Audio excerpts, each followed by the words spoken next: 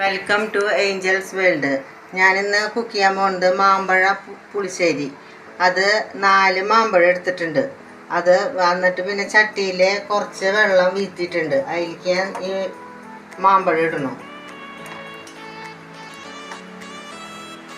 മാമ്പഴം നന്നായിട്ട് വേവണം. അതുപോലെ അതിൽ ചുവന്നുള്ളി, ഉപ്പ്, മഞ്ഞൾപ്പൊടി, മുളക് പൊടി, വേപ്പില, പച്ചമുളക്, ഒരു കഷ്ണം വെല്ലം ഇട്ടുണ്ട്. നന്നായിട്ട് വേവണം. ഒരു 1.5 കപ്പ് വെള്ളം ഒഴിച്ച് ഇട്ടുണ്ട്. അപ്പോൾ അത് അടച്ച് വെച്ച് നമുക്ക് വേവിക്കാം.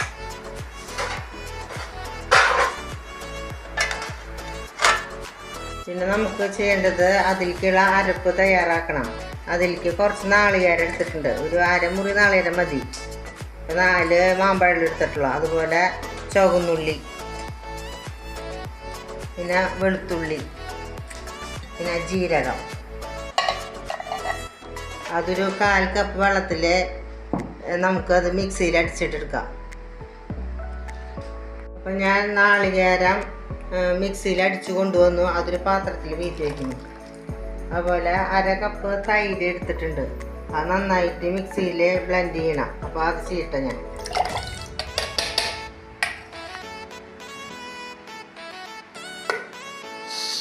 നമ്മൾ വേവിക്കാൻ വെച്ച മാമ്പഴം നന്നായി വെന്തു. അതിൻ്റെ ചാറൊക്കെ നന്നായിട്ട് വറ്റി. പിന്നെ നമ്മൾ ചെയ്യേണ്ടത് അതിലേക്ക് നാളികേരം അടിച്ചത് വീത്തണം.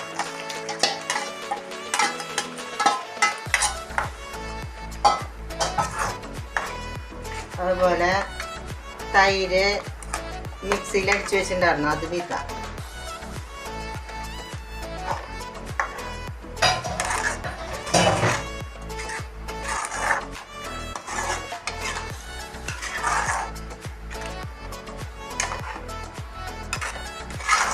നേരിയതായിട്ടൊന്ന് തിളക്കട്ടെ.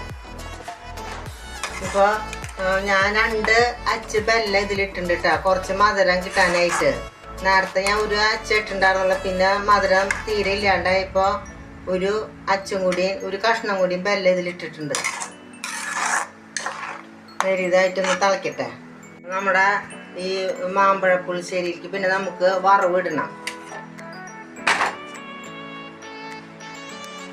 അപ്പോൾ ഞാൻ ചട്ടി വെച്ച് അതിൽ വെളിച്ചെണ്ണ ഒരു 1.5 സ്പൂൺ വീഴ്ത്തി.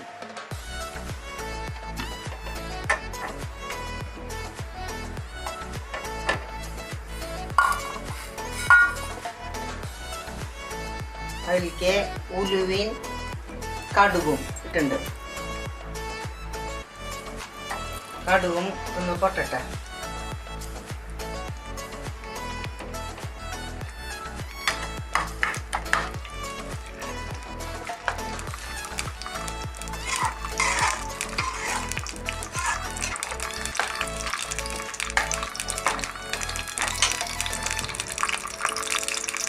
അപ്പോൾ നമ്മുടെ കടുകൊക്കെ പൊട്ടിയ ഇതിലേക്ക് വറ്റൽ മുളകും വേപ്പിലിടണം.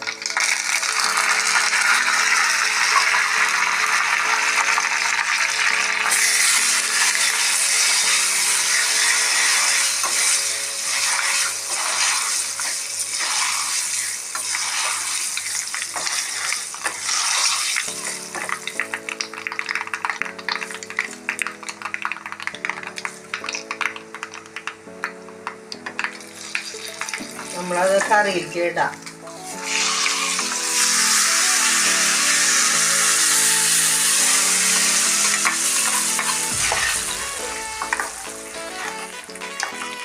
നമ്മുടെ മാമ്പഴ പുളിശ്ശേരി തയ്യാറായി.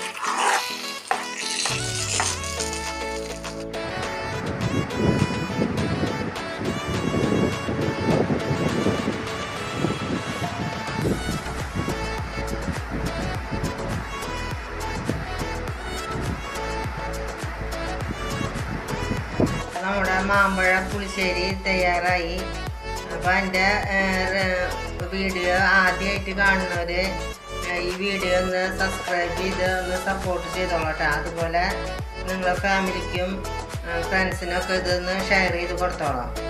അപ്പോൾ നിങ്ങളെല്ലാവരും ഇത് വീട്ടിൽ ചെയ്ത് നോക്കിയോളാം. ഇത് നല്ല ടേസ്റ്റുള്ള ഒരു കറിയാണ്. നമുക്ക് മാമ്പഴം കിട്ടുമ്പോഴൊക്കെ ഇതുപോലെ ചെയ്ത് നോക്കാം.